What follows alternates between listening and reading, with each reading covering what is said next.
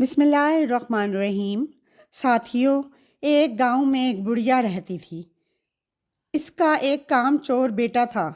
شہی بگاڑنے میں بہت ماہر تھا۔ اس کو شیخ چلی کے نام سے پکارا جاتا تھا۔ بڑھیا محنت مزدوری کر کے اپنا اور اپنے بیٹے کا پیٹ بھرتی تھی۔ ایک دن بڑھیا بیمار ہو گئی۔ گھر میں کھانے کو کچھ نہ تھا۔ رات کو ماں بیٹا دونوں نے فاقہ کیا۔ اگلے دن ماں نے کہا، اب تم کچھ کام کرو، جنگل سے لکڑیاں ہی لا کر بیچ دیا کرو تاکہ گزر اوقات ہو سکے۔ ماں کی بات سن کر شیخ چلی نے جنگل کی راہ لی۔ جو درخت اس کے راستے میں آتا وہ اس سے پوچھتا، میں تجھے کاٹ لوں یا نہیں؟ کسی درخت نے بھی اس کا جواب نہ دیا۔ شام ہونے کو تھی۔ شیخ چلی گھر واپس آنے کا ارادہ کر ہی رہا تھا کہ ایک درخت نظر آیا۔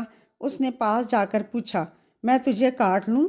درخت بولا، ہاں کاٹ لے، مگر ایک نصیحت کرتا ہوں۔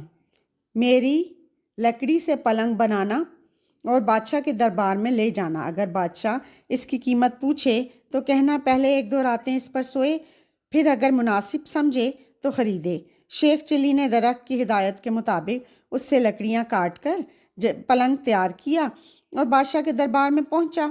بادشاہ نے قیمت پوچھی تو شیخ چلی نے کہا، پہلے آپ اس کو ایک دو رات استعمال کریں، اگر اس میں کوئی خوبی پائیں تو انعام کے طور پر جو دل چاہے دے دیں۔ بادشاہ حیران ہوا اور شیخ چلی کے کہنے پر نوکروں کو حکم دیا کہ آج یہی پلنگ میرے کمرے میں بچھایا جائے۔ رات ہوئی تو بادشاہ اسی پلنگ پر سویا۔ آدھی رات کو پلنگ کا ایک پایا بولا، آج بادشاہ کی جان خطرے میں ہے۔ دوسرے نے کہا، وہ کیسے؟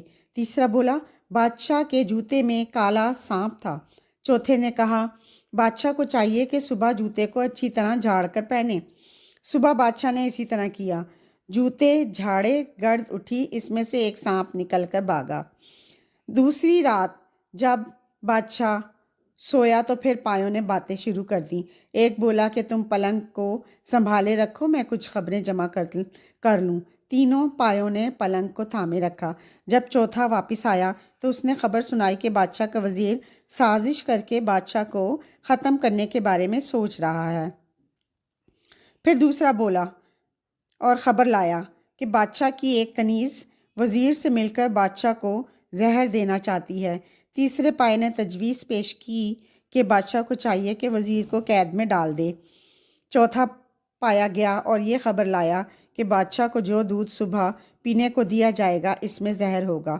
بادشاہ نے یہ سب کچھ سن کر رکھا تھا۔ صبح اٹھ کر جب اسے دودھ دیا گیا تو اس نے نہ پیا بلکہ ایک بلی کو پلا دیا۔ بلی اسے پیتے ہی مر گئی۔ تحقیق کرنے پر بادشاہ کو پتہ چل گیا کہ واقعی اس کا وزیر اور کنیز دونوں مل کر اس کی زندگی ختم کرنا چاہتے ہیں۔ بادشاہ نے اپنی کنیز اور وزیر دونوں کو قید میں ڈال دیا۔ بادشاہ نے شیخ چلی کو بلایا اور بہت انعام دیا۔ شیخ چلی اب مالدار ہو گیا۔ بادشاہ کے دربار میں اس کی عزت ہونے لگی اور دونوں ماں بیٹا بڑے آرام کی زندگی بسر کرنے لگے۔